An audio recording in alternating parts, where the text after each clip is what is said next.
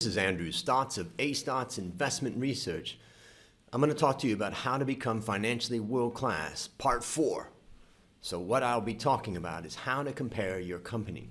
This is the part that I get the most amount of questions about, so I'll have a lot of detail in here. You ready? Let's go. First of all, remember that world-class benchmarking helps companies to move from complicated to simple, and from scattered to focused, and from individual to team. So, we're going to look at how to compare. Should it be to your nearest competitor, to other competitors in your country, to other competitors or other companies in your region, or what we would say is to assure you are truly financially world-class compared to global peers. So those are the 4 sections that I'll talk about. Let's go into the first one, compare to your nearest competitor. So, what does it mean? Well, we could look at Apple's iPhone versus Samsung Galaxy. Is it a clear comparison? They're direct competitors. We could look at MacBook versus Dell's XPS notebook. Are those clear comparisons? Well, what about Google Search versus Microsoft's Bing Search? Clear competitors? Airbus versus Boeing. Now, we can look at a lot of pairs.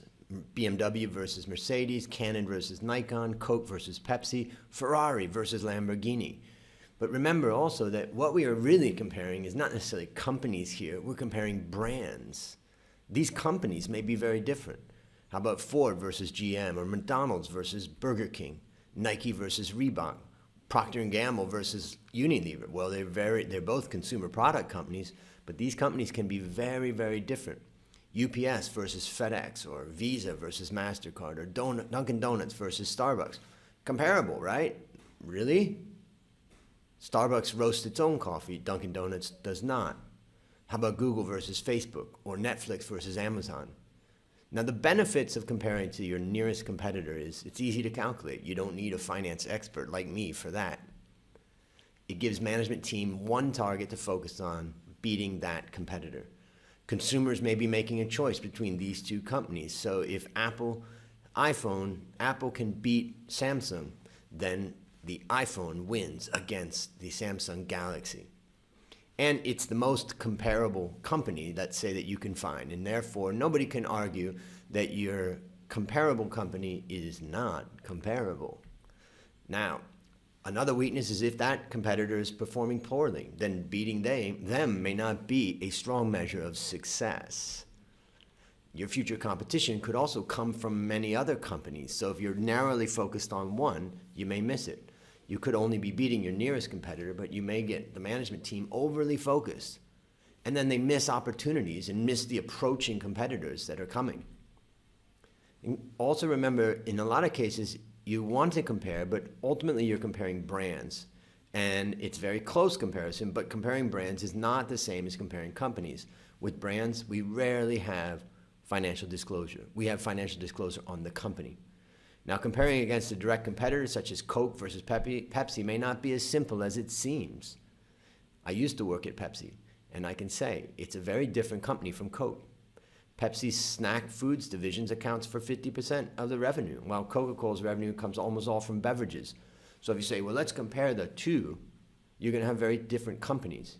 Now, you could try to break out Pepsi's beverage division and compare that to Coke's. However, most companies try to reveal the minimum of financial data about divisions, so getting this data may be hard. Of course, there are consultants who may spend their lives digging and building this data set of units within competitors, but that's something that I don't spend my time on. Now, in conclusion, the direct comparison method sounds good, and it sometimes works, but in practice, there are many flaws. After years as an analyst doing direct comparisons for my clients and myself about investing, my answer is there is no perfectly comparable company. So let's look at the next one, which is how to compare when we look at, well, what about if you compare yourself to other competitors in your country? So not just one, but the other ones. Well, first of all, if financial information is available, then this is relatively easy to calculate too. In fact, you don't need a guy like me. It gives management team a focus of being number one in your country. It's great. It makes sense to your employees as you are mainly competing against these companies. By comparing against a group, it removes many of the weaknesses of not having a direct competitor to compare against. Now, the weaknesses are that financial information is often not available or only available maybe once a year if it's made public. Now, the companies may not be very competitive, so beating them would not make your company great. Employees do not see themselves as world class, but rather best in country. That best in country is not bad. You can stop right there. So now let's look at about comparing yourself to companies in the region. Now, this overcomes the problem of if the companies in your country are not that financially impressive. Well, if you're living in Indonesia and you've beat your competitors, but the future competition is coming from China and they are financially much more impressive, you could be in for trouble. This gives management a focus of being number one in your region. That's more powerful. And these days, trade is more free, so regional trade is real. You could be facing competition from those regional competitors. Now, the weaknesses are that companies in your region may still not be financially impressive. Also, competition can come from outside your region. Being best in the region may not make you world class. A lot of companies in America were comparing against each other in the 80s and the 90s, and they felt pretty good about what they were doing relative to each other, but many of them were wiped out by the competition that came from China. So the weaknesses are that borders may be more open, but regional competition may never impact your company. So let's say you're a property company, your staff may say, oh, we shouldn't compare against regional comparisons. Also, if your country's economy is weak, your rank will fall relative to other unrelated economies that are strong. So now let's look at the way that we do our world-class benchmarking. So to assure you're truly financially world-class, we compare you to global peers. Remember, this started with my own coffee business, and how do I, as a financial analyst, advise the CEO of our company that I own with my co-founder? How do I advise him to run the business to become financially world-class? So, first of all, we consider a company relative to all listed companies worldwide. Let's say that in our database we have 27,000 companies across the world, and there's a subject company we're going to look at. Now, there are 11 major sectors in the world. No two companies are alike, but some are more alike than others. We use the Global Industry Classification, also called GICS, from MSCI and Standard & Poor's. You'll see more about this later. Currently, there's 11 sectors. We rank each company against peers within the sector that company belongs in. So let's say that this company, the subject company we're talking about, is a consumer discretionary company, meaning maybe a car company or a refrigerator company or something like that.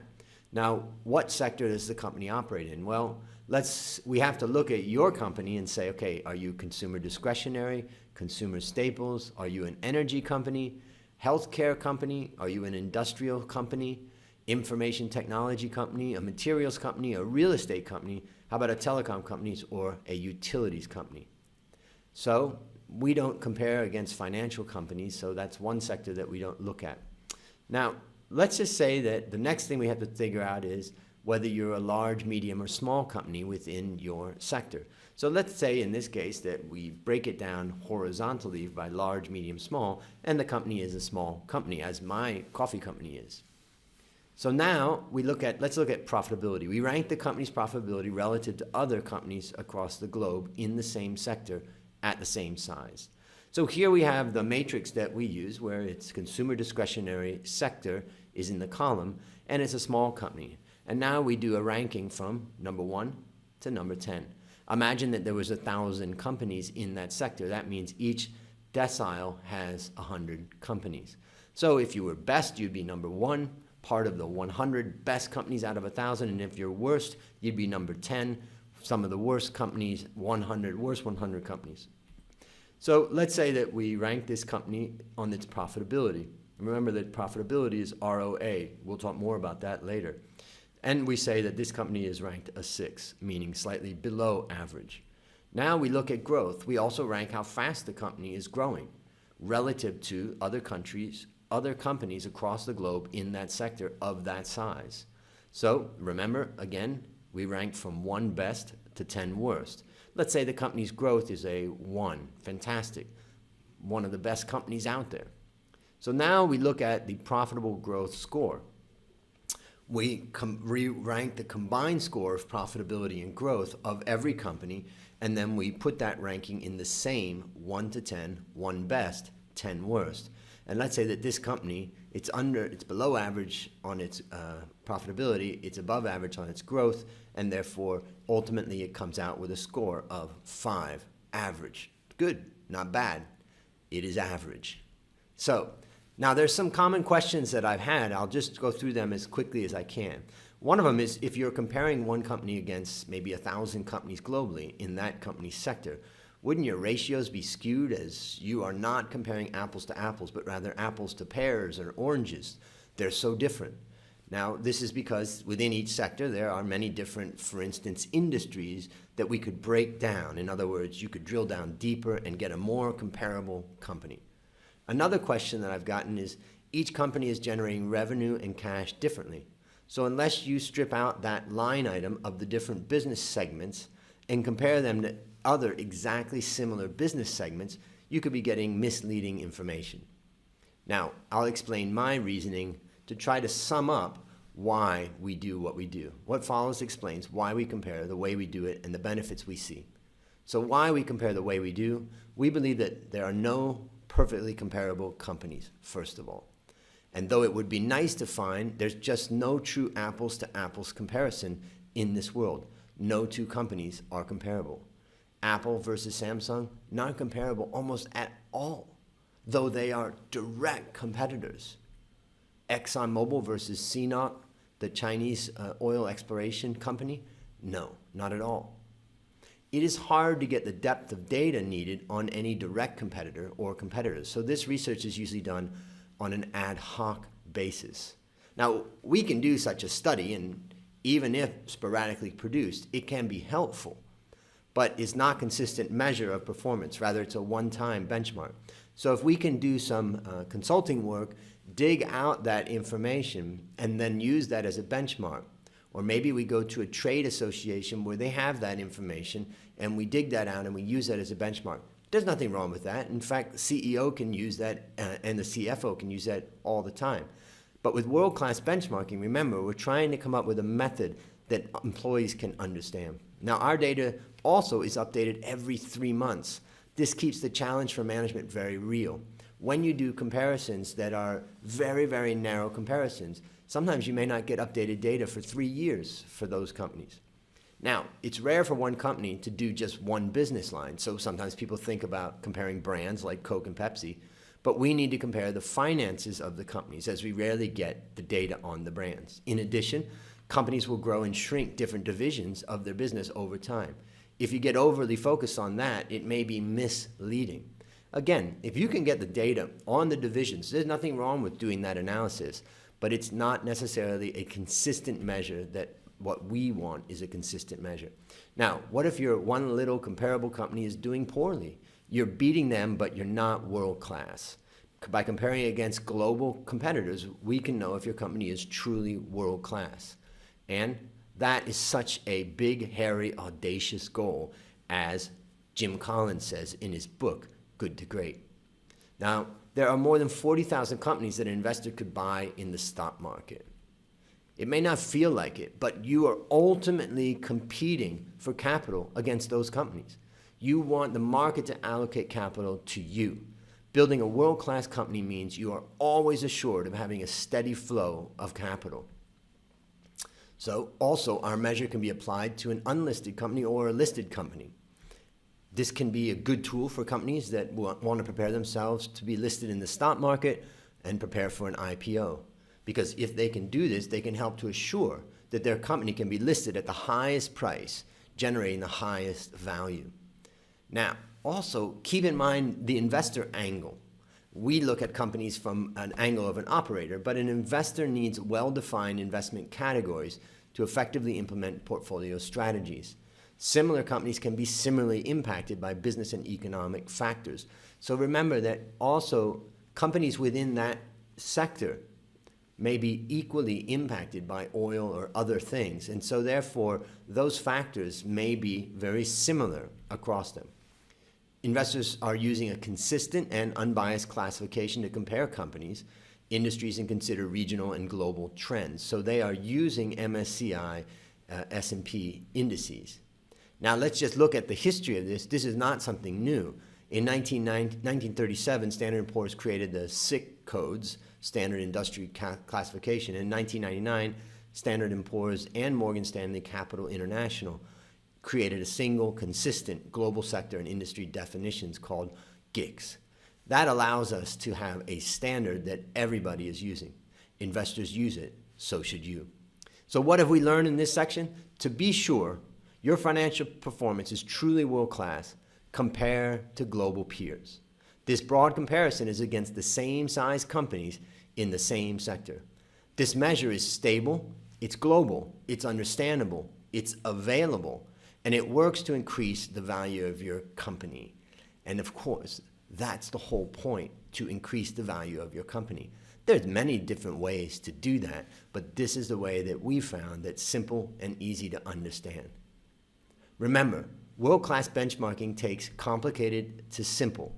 It takes scattered financial goals to focused, and it takes individual financial goals to team financial goals. You can learn more at astotz.com/WCB. See you there, and see you in the next video.